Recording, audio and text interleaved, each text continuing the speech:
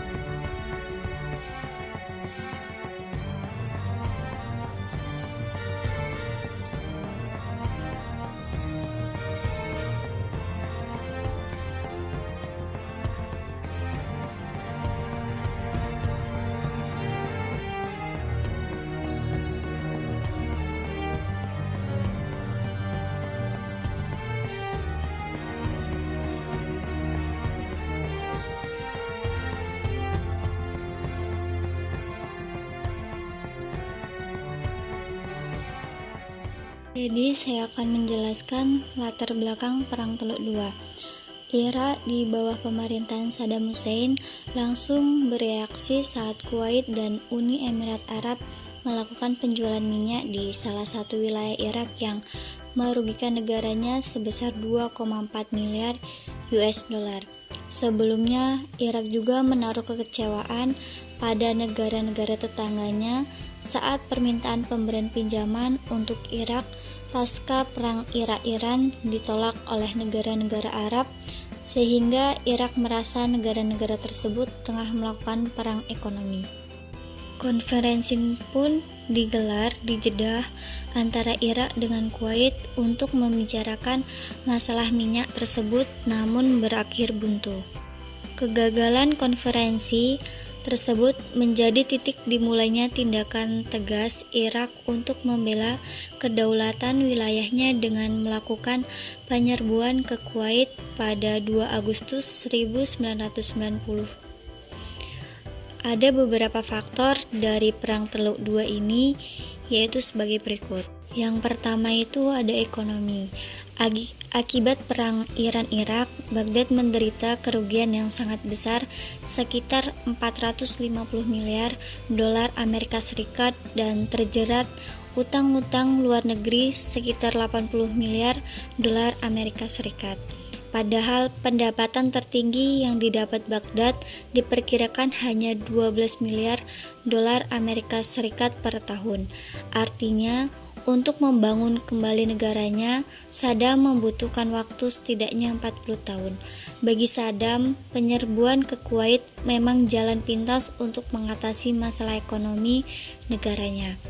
Saddam Hussein kemudian menuduh Kuwait telah mencuri minyak Irak di ladang. Cumailah yang dipersengkatan antara Irak dan Kuwait sekitar 2,4 miliar dolar Amerika Serikat, dan bahwa Kuwait dan Uni Emirat Arab telah menohok dengan membanjiri minyak dunia sehingga menimbulkan kerugian di pihak Irak senilai 14 miliar dolar Amerika Serikat. Akibat pelanggaran kuota OPEC yang dilakukan Kuwait dan Uni Emirat Arab, harga minyak sempat anjlok sampai sekitar 15 dolar Amerika Serikat per barel. Irak yang mengandalkan minyak sebagai komoditi utama sangat terpukul dengan anjloknya harga minyak di pasaran internasional. Apabila pendapatan dari sektor minyak sangat dibutuhkan Irak untuk merekonstruksi kembali kerusakan akibat perang dengan Iran selama Perang Teluk I. Yang kedua itu ada faktor historis politis. Secara historis, Kuwait adalah wilayah Irak, dulu Mesopotamia, sehingga sampai 1990 Irak secara konstitusional tidak mengakui negara Kuwait. Ketika Kuwait memproklamasikan diri tahun 1961, Irak tidak mengikutinya. Dengan demikian, posisi Kuwait tetap menjadi wilayah kekuasaan Irak atau adanya ketidakjelasan perbatasan antara negara Kuwait dan Irak sehingga seringkali Irak mengaklaim bahwa itu adalah daerahnya. Pecahnya Perang Teluk juga mengisyaratkan betapa lemahnya peranan PBB dalam mengatasi masalah internasional. Hal ini tidak hanya terlihat jelas dari ketidakefektifan sanksi ekonomi dan resolusi-resolusi Dewan Keamanan PBB, tapi juga terlihat dari ketidakmampuan PBB mengatasi tekanan-tekanan yang dilakukan negara-negara besar, khususnya Amerika Serikat. Artinya, pecahnya Perang Teluk II kembali membuktikan bahwa PBB pada hakikatnya memang lebih banyak melayani kepentingan negara-negara besar ketimbang memperlihatkan nasib bangsa-bangsa yang lemah. Selanjutnya, invasi Irak ke Kuwait dan campur tangan asing. Jalur diplomasi antara Irak dengan Kuwait maupun Arab Saudi mengalami kegagalan, sehingga Irak menggelar pasukannya di perbatasan Irak-Kuwait pada tanggal 2 Agustus 1990 pukul 04.30 waktu setempat. Sekitar 300 tentara Irak dengan dukungan tank dan alat-alat militer lainnya menyerbu Kuwait. Keberhasilan ini karena pengalaman tempur pasukan Irak selama Perang Teluk I dan perimbangan kekuatan yang mencolok antara Irak dengan Kuwait. Saddam Hussein menegaskan bahwa Kuwait yang diduduki sejak 2 Agustus 1990 merupakan provinsi ke-19 dari negara Irak. Status ini tidak dapat diubah oleh pihak manapun. Bahkan Irak tidak akan mundur 1 inci pun dari wilayahnya. Saddam Hussein kemudian mengangkat Ali Hassan Al-Majid sebagai gubernur Kuwait yang selanjutnya mengumpulkan sukarelawan untuk bertempur melawan Kuwait. Pada 16 Januari 1991, waktu Baghdad, operasi pembebasan Kuwait yang diberi nama Operation Desert Storm atau Operasi Badai Gurun dimulai dengan dilancarkan serangan udara oleh pesawat-pesawat tempur F-15 dan pesawat gabungan pasukan multinasional. Serangan tersebut juga didukung oleh tembakan rudal Tomahawk dari kapal-kapal multinasional di Teluk. Pada serangan pertama, pasukan multinasional mengerahkan serangannya pada sasaran-sasarannya, sebuah pabrik yang diperkirakan memproduksi gas syaraf dan gas monster yang terletak di sekitar 40 km barat daya kota Samara. Pabrik ini merupakan pabrik kimia terbesar di Irak. Pada serangan pertama, Irak tidak melakukan pembalasan. Pada 18 Januari 1991, Irak melepaskan 8 rudal Scud ke Israel dan Arab Saudi. Serangan balasan Irak ke Israel dimaksudkan untuk memperluas Perang Teluk II dengan melibatkan Israel, sehingga diharapkan koalisi pasukan multinasional pimpinan Amerika Serikat akan pecah dan negara-negara Arab akan membantu Irak. Namun karena lobby Amerika Serikat terhadap Israel, maka Israel tidak membalas serangan Irak. Pada 19 Januari 1991, pasukan multinasional kembali melakukan serangan udara terhadap kota Baghdad.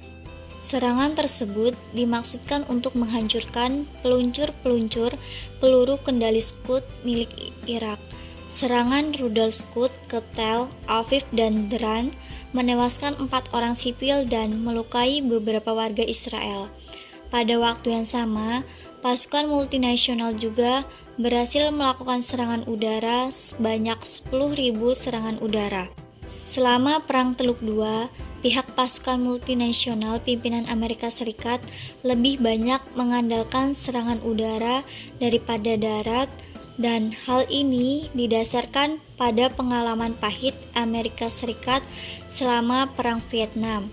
Serangan udara juga dimaksudkan agar mampu menghancurkan industri vital Irak serta ekonomi militer yang menghubungkan Irak dengan Kuwait. Dengan demikian, diharapkan pasukan Irak akan keluar dari bunker pelindungan dan mental pasukan Irak akan merosot sehingga akan menyerah dan tertekan. Dengan hancurnya infrastruktur Irak juga diharapkan akan menimbulkan pemberontakan dalam negeri Irak. Pada 24 Februari 1991, Perang Darat pecah. Pada hari berikutnya, pasukan multinasional berhasil melawan 20.000 tentara Irak serta menghancurkan ratusan tank. Pada 27 Februari, Panglima Tentara Pasukan Multinasional Jenderal Norman mengatakan paling tidak 29 revisi Irak dan lebih dari 300 tentara Irak berhasil dilumpuhkan. Pada 28 Februari pukul 05.00 GMT, Gergobus memerintahkan penghentian serangan yang menandai berakhirnya Perang Teluk II. Demikianlah materi yang dapat saya sampaikan pada video kali ini. Saya mohon maaf apabila terdapat tutur kata yang kurang berkenan. Saya akhiri. Wassalamualaikum warahmatullahi wabarakatuh.